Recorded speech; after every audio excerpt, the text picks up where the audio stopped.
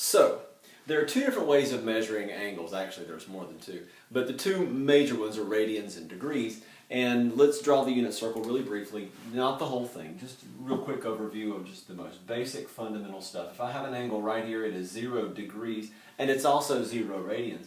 If I swing it around halfway through the circle, if I go around here, then I have 180 degrees. I don't think that's any big secret. You know that, I know that. But it's also half the way around the circle. It's half the circumference, and therefore it is pi radians. That's an ugly pi, but there we go. Doesn't matter if it's ugly, as long as it's delicious. I'm sorry. Anyway, so 180 degrees is pi radians. So knowing that will help us convert between the two. So if somebody gives you a certain degree measurement, you can easily convert it to radians, or if someone gives you radians, you can convert it to degrees. So let me come up with a really quick example that you already know the answer to, and it's on your unit circle. If it's on your unit circle, you could just look and you can tell if you have it available. So if I said 90 degrees is how many radians equals so many radians. Okay, now there is a formula, and up at the top of the paper that you're probably following along with, it says to convert from degrees to radians, multiply by this, to convert from radians to degrees, multiply by this. But I don't want you just to memorize that. I want you to know where that comes from, and this is where it comes from. 90 degrees is so many radians. Well, here's the deal. This is great. If pi radians is 180 degrees, then x radians is 90 degrees. Okay? Basically, we're using this information right here to solve this problem, and we'll cross multiply. So we're going to have x times 180, so 180x, equals 90 pi. And then we're going to divide by 180. And x equals pi over 2. Now, you knew that answer, I knew that answer, it's on your unit circle. So we can do that one relatively easily. Let's come up with another one that's not on your unit circle, and we'll do 35 degrees. 35 degrees is so many radians, and the logical way to think about it is this. What we need to do is basically cross multiply, because we know if pi radians is 180 degrees, then x radians is 35 degrees. So we're going to solve this one. Same thing we just did, cross multiply. So 35 pi equals 180x. Whoops, I did it. That's the ugly x. Nevertheless, I'm drawing ugly Greek letters and English letters as well. Anyway, I did it slightly backwards than I did a second ago, but that's no big deal. We're going to divide by 180. Divide by 180. And when we do that, we look at this and we say, let's see, 5 goes into 35 7 times. 5 goes into 180. All of a sudden my mind just froze up there. 36 times. Yeah, 36 times. So 7 pi over 36. We basically reduced that fraction. Now, a lot of these can reduce in your head. Some of them you might need a calculator for, although I doubt you will. This is an honors pre-calculus class, nevertheless. 7 pi over 36 radians, so 7 pi over 36 radians. So, I hope you've noticed what's happened here. If I was to give you another one, then we would go through the exact same process again, but in the end, the work would look exactly the same. Notice this happened here, and this happened here. So, I'm going to write out this entire sentence, although you probably already have this on your paper. To convert from degrees to radians, multiply by pi over 180. There we go. Alright, the same process is going to happen in a reciprocal kind of sense when we're converting from radians to degrees. So if I give you radians and I want degrees, then we're not going to multiply by pi over 180. We're going to actually multiply by 180 over pi. Let me show you. I'm going to erase this. I'm going to keep this up here just as a reference so we'll know that pi and 180 are equivalent measurements. Let's erase this right here, and we'll keep that sentence because it's just handy to have around.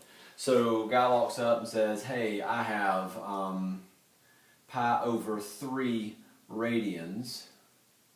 That's equal to how many degrees? And we don't know.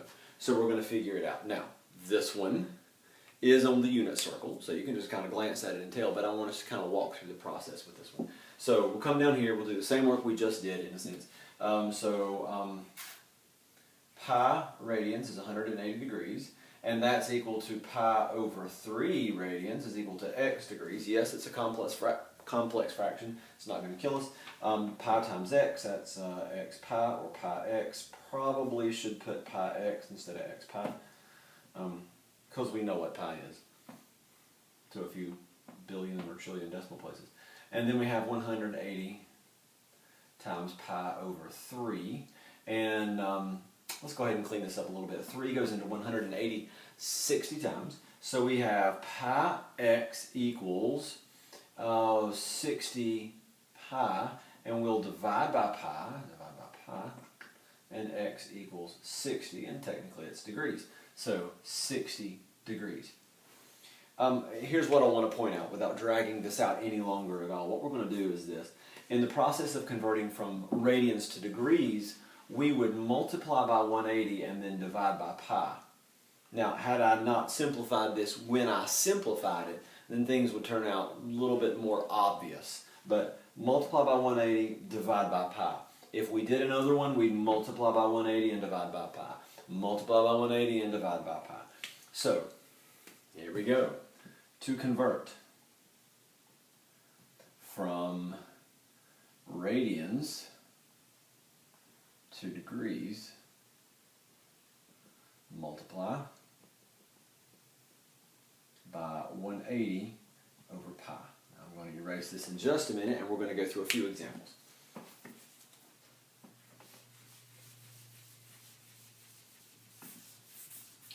I'll leave that up for just a couple more minutes. Let's see. I'm going to do like 2 of each. Suppose we have a 40-degree angle. Make sure it's not one of those that's on your paper. It's not. 40 degrees equals so many radians. And I'm curious about what it is. So what I'm going to do is convert it. So I'm converting from degrees to radians. So I'm going to multiply by 180. By pi over 180. So we're going to go 40 times pi over 180. Now, if you want to get all technical about it, that 40 is divided by 1. And we can just multiply straight across the top and straight across the bottom. Do not call this cross multiplying. We're multiplying across, but we're not cross multiplying. And then at this point, we just reduce the fraction. Let's see, 20 goes into that twice. 20 goes into that 9 times. So the answer is this right here. 2 pi over 9 radians. Let's do another one. Let's suppose you have 72 degrees. Yeah, let's do that one. 72 degrees equals so many radians, and you want to know exactly how many it is. Well, you take your degree measurement and you multiply it by pi over 180. Now, well, that 72 is over 100. So we are going to just multiply straight across the top, straight across the bottom. We have 72 pi over 180. Okay, fine, fantastic. Let's see, what goes into 72 that also goes into 180? I'll go ahead and say it's 36, not a very obvious one. 36 goes into that twice, 36 goes into that 5 times, and we have 2 pi over 5. Okay, I'll show you something in the calculator really quickly. I would rather you try these in your head as much as possible because it increases your ability to compute things in your head and helps your number sense. Nevertheless, look where I'm pointing right there, off in the distance. What I'm going to do is type this in, right? It looks awkward. It's kind of hard to line up, but there we go. I'm going to type this in my calculator, but not the pi. So basically, I'm going to type 40 divided by 180. It's kind of here in a sense, but not the pi. I want to show you something. If we do 40 divided by 180, and I convert it to a fraction, oh, by the way, I just hit that button, the math button, converts it to a fraction, and I get 2/9. So basically the answer is 2 pi over 9. Let me show you something. If I put the pi in, 40 pi divided by 180, and I try to convert it to a fraction, it won't work. I get a decimal. It won't work because pi is irrational and cannot be converted into a fraction, or can't be converted into a ratio between two integers. So you're not going to get a nice, clean, pretty fraction if you type the number pi in. So you need to hold the pi out of the calculator and then throw it in when you write your answer down. Let me show you again in case you didn't catch it. I'm going to type 72 over 180 right here. 72 divided by 180, and I'll convert it into a fraction. So the answer is 2 pi over 5. We'll do another one. I'm going to erase this conversion thing here. Let's erase that, and I'm going to do a couple where we are converting actually to degrees from radians. So, switch colors here. Let's suppose somebody gives you pi over 5 radians, and they want to know how many degrees it is. Well, you're going to do the exact same thing you did, only it's the reciprocal. And so we're going to have pi over 5 times 180 over pi. And the beautiful thing about this is the pi's will cancel, and you have 180 divided by 5, and that gives you 36 degrees. So there's your answer right there, 36 degrees. Okay? Let's do one more. Let's do 4 pi over 9 equals so many degrees. Now, I don't know how many that is, but we're about to find out. So what we do is we take 4 pi over 9 and we multiply by 180 over pi. And again, the beautiful thing is that pi cancels out, so those are gone. And I have 4 times 180 divided by 9. 4 times 180 is 720. 720 divided by 9. 720 divided by 9 is 80. So it's an 80-degree angle. Okay, real quick on the calculator, let me show you. I can type, obviously, that right there, 180 over 5, and I'll get 36. Fantastic. I'm not going to show you that one, but I am going to show you this little guy right here. I'm going to type 4/9 times 180, times 180. I'm not going to put any of the pi's in because that would cancel out anyway. And I hit enter and I get 80. There you go.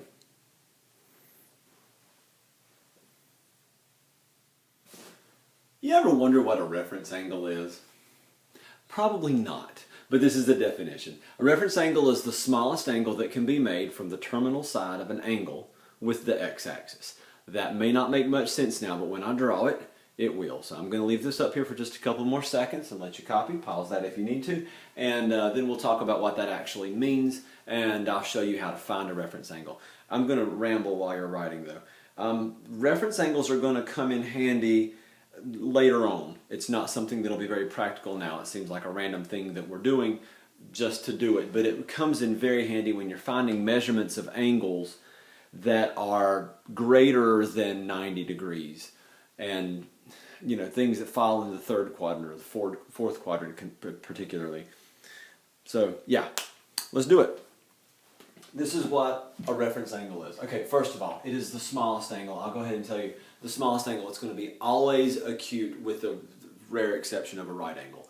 So it's always going to be right or acute. It will never be obtuse. So most often acute. Smallest angle that can be made from the terminal side of an angle with the x-axis. Well, let me tell you what the terminal side of an angle is, and that'll help. So here's your coordinate plane, and we have an angle that started here, and it swung around, and we stop whenever we feel like it. We'll stop it here, and when we stop it here, that right there, this is called the terminal side. Terminal side, because this is where it ends. It ends right here at that side. So it is the smallest angle that can be made from the terminal side of an angle with the x-axis. I'm going to pull out one more color really quickly and show you. The reference angle in this case would be this little angle right here that I'm drawing in green, because it goes to the nearest side of the x-axis. Alright, sometimes we can have a reference angle, I'm losing track of my markers here, but sometimes we can have a reference angle that's already in the first quadrant, and those are pretty easy. This will make sense in just a minute. So if I give you a reference, if I give you an angle like this, starts here, all angles start there. That's 0 degrees. And then it comes up to here and it swings up to there. Well, what's the reference angle? Well, the reference angle would be whatever measurement this is right here, which would be the angle itself. Let me show you a couple other examples. By the way, this one ended in quadrant 1. This one ended in quadrant 3. Let's do one that ends in quadrant 2 and one that ends in quadrant 4, and then we'll kind of talk about it. So, we're going to do a quadrant 2 and a quadrant 4. So let's do both of those. I probably should have done them in order, but I didn't. I'm sorry. Here, quadrant 2 would start there, and it would swing around until it gets somewhere in quadrant 2. It comes around there. But if I'm asking what the measurement of the reference angle would be, then I'm going to take this side where it ends, and I'm going to find out how far away this is from the nearest side of the x-axis, which would be this right here. All right, let's do quadrant 4. If I'm going to do a quadrant 4 angle, then I'm going to swing it around to here. Kind of looks like Pac-Man. It stops right there.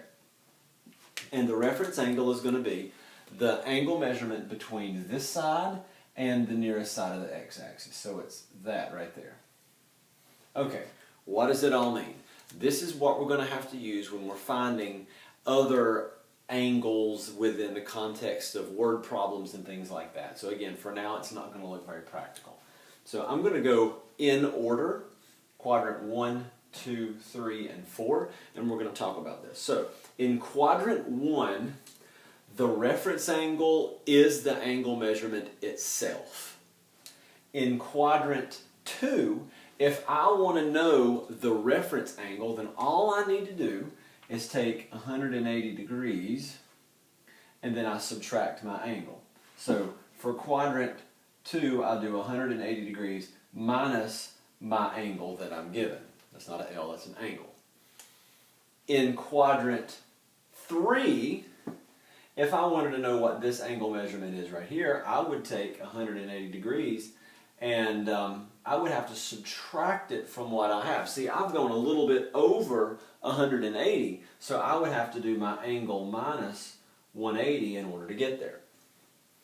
In quadrant 4, then I have a 360 degree angle if I was to swing this all the way back around. So we're going to do 360 degrees minus our angle. So for this one, it's just the angle itself.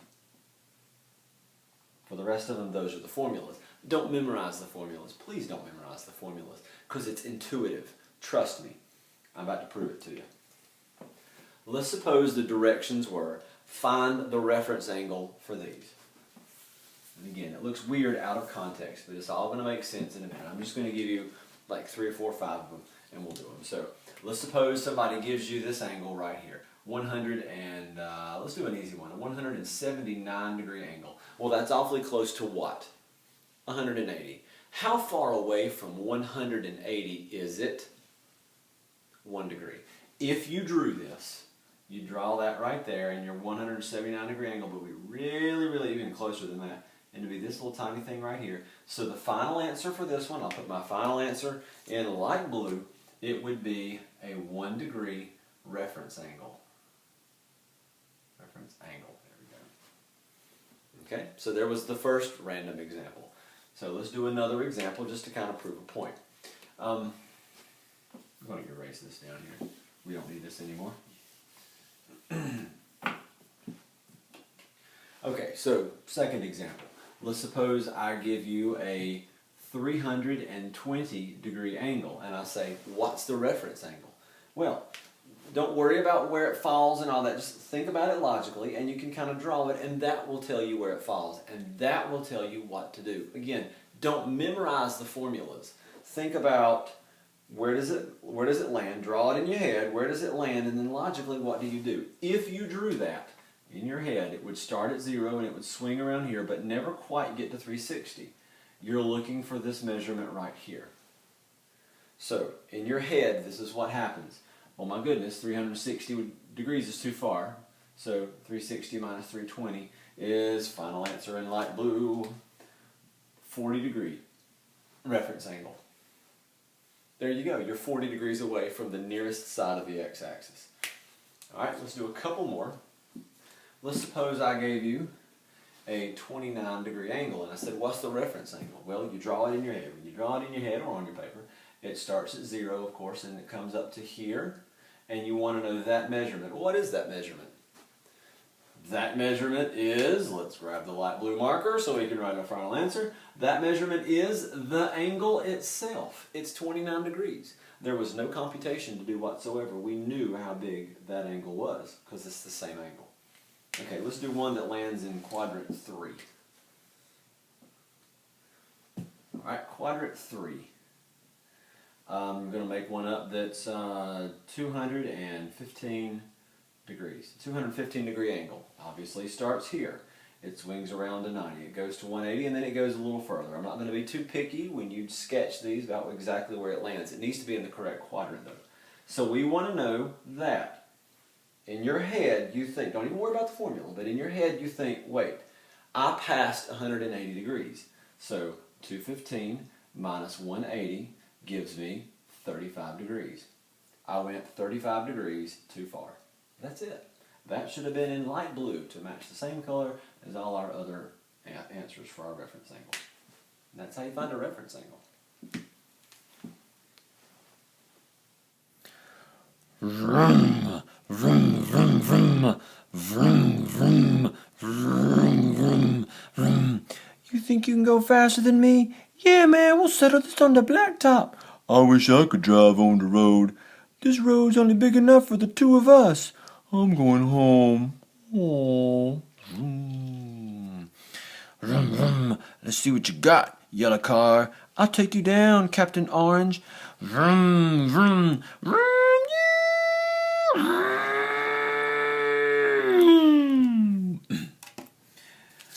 So then they drove and drove and drove until they landed here, and then they drove in circles.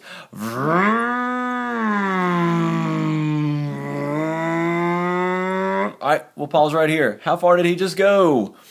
Considering this is a unit circle, he just went all the way around the circle once. He went the equivalent of the circumference of a circle. We've been through this, so real quickly, let's talk about it. Circumference of a circle is 2 times pi times the 2 times pi times the radius. The radius is 1, so it's 2 pi miles. Okay, fantastic. Yay, he just went 2 pi miles. He went around the circle one time. So far, Captain Orange has been around the circle one time. That's a dumb name for a car, isn't it? Captain Orange.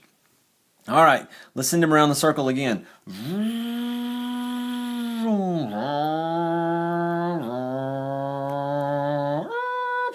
Okay.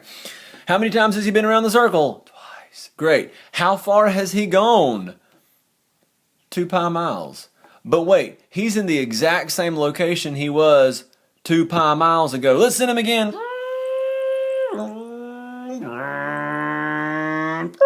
Okay, how many times has he gone around the circle? Thrice. Yes, thrice is a word. Great word. He's been around 3 times. If he's been around 3 times, he's gone 6 pi. But he's in the same location. Okay, what that means is this. It doesn't matter how many times you go around a circle, you can end up in the same spot. So you can have an angle that is, I'm going to use radians here. You can use pi over 6 radians. You can go to here and go vroom, vroom, vroom, vroom. And then from here you can go around the circle again and you're still at pi over 6. You've traveled pretty far. Let's switch to degrees for a second. How many degrees is this? 45. Yes, he's sitting at 45 and he's raring to go. And he drives 360 degrees. How many degrees has he gone total? He's gone 360 plus 45. He has gone 405 degrees. See? But he's in the same location that he was a minute ago. We can drive around this circle all day. Vroom, he's driven 765 degrees, but he's still in the same spot. And again, and again, and again, and again, and again, and again, and again, and again, and again. And you end up in the exact same spot. So, a coterminal angle, let me write on the bottom of my road. So, coterminal angles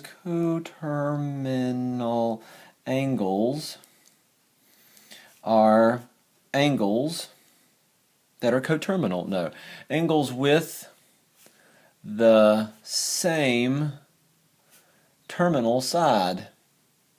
Terminal side, and what that means is I could start and draw my angle and it could go vroom, and it would go right there. Or I can go around again and it would end at the exact same place.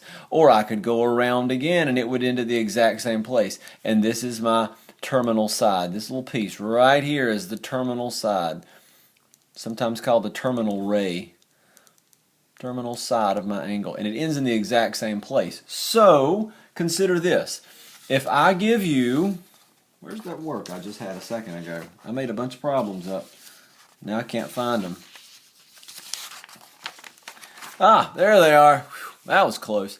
What I want to do is find out the coterminal angle between 0 and 360 or 0 and 2 pi. So let's do the radians last. Those are harder. Let's do 0 and 360 first. Okay, homeboy drove around a circle. Vroom.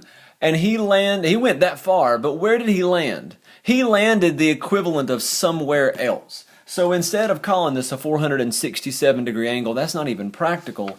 Where is 467? And why is it the yellow car? Why is it the orange car? Why isn't it the yellow car? Let's get the yellow car. So 467 degrees is where? I don't know. Here's what we're going to do. 467 degrees minus 360. If we subtract a whole circle, we'll find out where we were. It's 107 degrees. So 107 degrees. This, right about here, is a 107 degree angle, around here-ish. So a 107 degree angle here is right here, but it's also going around 360 again. It's a 467 degree angle. So here we go. A 467 degree angle is equivalent to a 107 degree angle. All right, a coterminal angle with this one.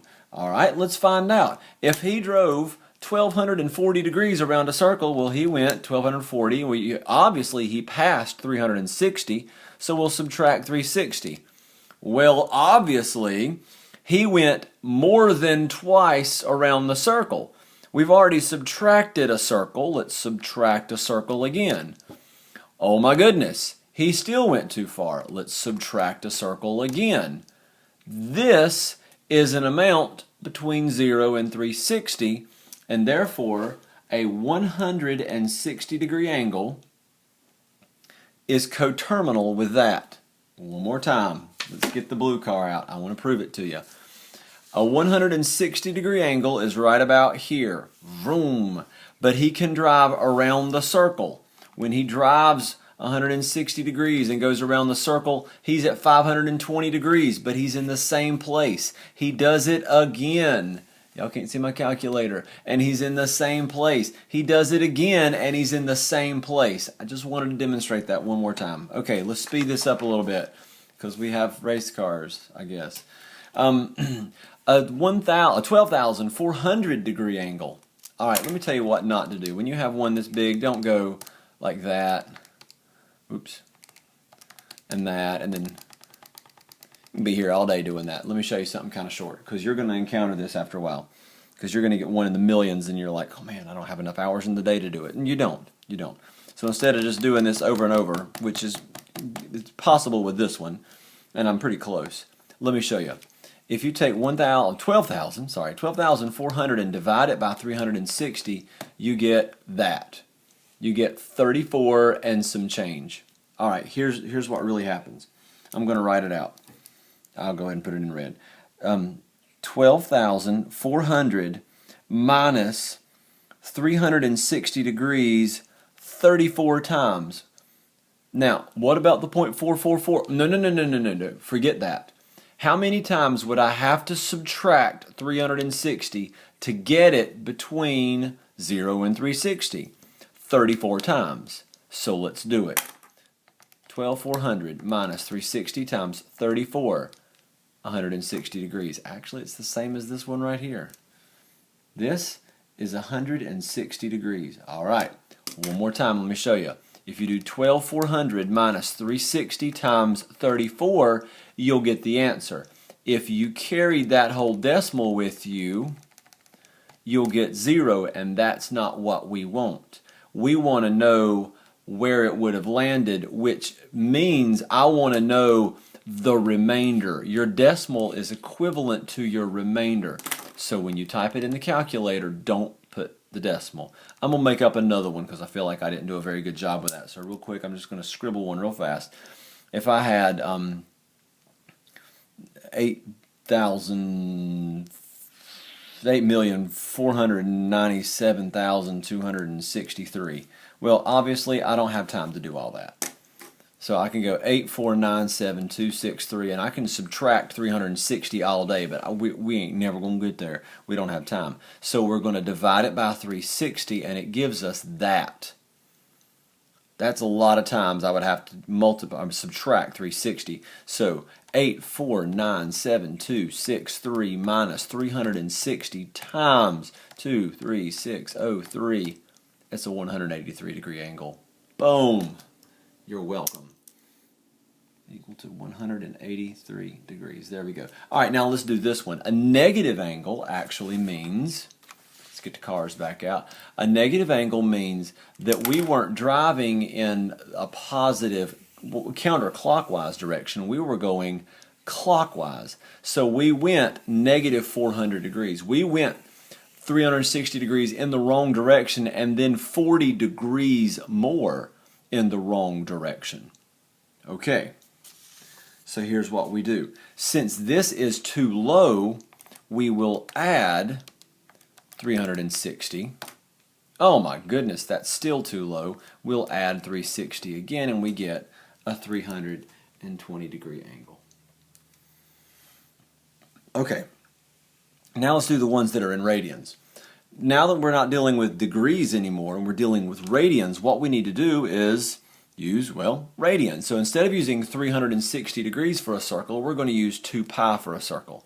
But wait, there's more. If you order now, we will not throw in the pi. Let me tell you what I mean. First of all, 45 pi over 6 is excessively above 2 pi. We have traveled around our circle over and over again, and I want to know where we land in terms of radians. So we're going to go 45 divided by 6 minus 2. Don't put the pi in the calculator. Okay, is that between 0 and 2? No, that's too big. Subtract 2 again. Some of this can happen in your head. Is that between 0 and 2? No, subtract 2 again. 1.5. Is that between 0 and 2? Yes, it is. I'm going to write the answer 2 different ways. I'm going to write it the unacceptable way, 1.5 pi, and I'm also going to write it the good way. That's the same thing as 3/2 pi, so 3 pi over 2. So 45 pi over 6 is the same as 3 pi over 2. All right, 9 pi over 2 is too big. Let's ignore the pi when you type it in the calculator. If you don't ignore the pi when you type it in the calculator, you're going to get decimals and it's going to be so hard to visualize and see. So 9/2 is too big. We subtract 2. That is still too big. We subtract 2 again. Oh, wonderful. It's right there in the comfort zone between 0 and 2 pi. So 0.5, that is 1/2 pi. This is equivalent to 1/2 pi, which is 90 degrees. 17 pi. I'm going to do this one in my head, and you are too, because you know the answer. Too big. 17 minus 2 is too big. It's 15. Minus 2, 13. Minus 2, 11. 9, 7, 5, 3, 1. 1 pi. Okay, let's visualize it. 1 pi. 2, 3, 4, 5, 6, 7, 8, 9, 10, 11, 12, 13, 14, 15, 16, 17 pi. Right there. 17 pi lands us in the same place that pi was. 17 pi is equivalent to 1 pi. You could eat 17 pies, you could eat 1 pi. You're going to feel the same either way. You could eat 2 pies, or you could eat 0 pies. You're going to feel the same either way. Okay, this one's too small. That made no sense. Negative 2/3 plus 2. Don't put the pies in there. Boom. 1.33333. That is 4/3. I knew that. I hope you knew that without hitting that button. So 4 pi over 3. There we go. We're done. All right. You have your unit circle out, I hope. let's do a few problems that will kind of help you understand how to use the unit circle. Let's find the cosine of pi over 2. Pi over 2 is 90 degrees, but even if you don't know that, that's fine. You just find pi over 2 radians on your unit circle. And then you find the cosine of pi over 2. Well, on mine, cosine is red, so the cosine of pi over 2 is 0, and we just found the value of it. There you go. 0. By the way, random thought, just want to share this with you. If I'm in radians and I type cosine of pi, cosine of pi over 2, should get 0. Just throwing that out there. Okay. All right, sine of 300 degrees. Now, if you're tempted to grab your calculator, convert to degrees, don't do this, and type sine of 300 degrees. Oh my goodness, what in the world is that? It's a nasty decimal. We don't want decimals right now. We want to use square roots and those kinds of things because they're more accurate actually. And yeah, they're prettier to look at than that mess right there. So let's find the sine of 300 degrees. You look, 300 degrees is right there. Sine on mine is green, that rhymed. So there we go. The sine is negative square root of 3 over 2. Right there, negative square root of 3 over 2. So we have the answer to this one. It is negative square root of 3 over 2. I think this is pretty self-explanatory. Let's do the next one very quickly. Tangent of 120 degrees is right here. Tangent on mine is a blue one. And so tangent of 120 is negative square root of 3. There we go. Negative square root of 3. Done. Those were easy. Now, these down here at the bottom are going to be a little bit different, but not that bad. We're going to solve these for 0 less than or equal to theta less than 360, and 0 less than or equal to theta less than 2 pi. Okay, first of all, this is degrees, this is radians, and we're going to write our answer using both methods. And we're going to write every answer that falls in this category and its corresponding answer in radians as well. So let me show you what that means. I want to know where tangent is the square root of 3 over 3. So I grab my unit circle and I find it. Oh, found it. That was easy. Fantastic. So the answer is 30 degrees. Great. Final answer, I'll put it in red just because I feel like it. Final answer is 30 degrees. Are we done? No, actually. I need every answer that falls between 0, including 0, and 360, but not including 360. So I'm looking for where tangent is square root of 3 over 3. That happens here. Looks like it happens here, but not really because it's negative. And oh, it happens here as well. So it's 30 degrees and 210 degrees. So there we go. We have two answers, 30 degrees and 210 degrees. Now, not only are we going to use 30 and 210, we'll also put the corresponding radian measurements. So just so we can get the hang of radians a little bit, it won't kill us. Let's just write it out. 30 degrees is pi over 6 radians. So also pi over 6, and also 210 degrees is 7 pi over 6. And those are all the places on the unit circle where tangent is this. So now we're going to find everywhere that cosine is that. We're looking for cosine values that are negative 1/2. So we grab our unit circle, we slap it down, and we're looking for cosine, which on mine is red. So looking for negative 1/2 for cosine. Nope, nope, nope, nope, nope, nope. Ha! Found one. 120 degrees. While we're at it, we'll go ahead and put radians as well. 120 degrees and 2 pi over 3 radians. So 120 degrees is one answer. There's another degree answer. And 2 pi over 3 radians. And there's another radian answer as well. Again, we're looking for everywhere that cosine is negative 1/2. Cosine is negative 1/2 here. I've already got that one. Let's keep moving. Found it. 240 degrees and 4 pi over 3. So that's it. 240 degrees and 4 pi over 3 radians. All right, we're looking for everywhere that sine is 1. Okay, let's find everywhere that sine is 1. Sine is 1. Oh, nope, that's cosine. Nope, nope, nope, nope, nope, nope. Yes. All right, that happens at 90 degrees, which is pi over 2. Nope, nope, nope, nope, nope, nope, nope, nope, nope, nope, nope, nope, nope. That's the only place it happens, right here. Sometimes you only have one answer. Now we'll write it using both degrees and radians, but we only have one answer.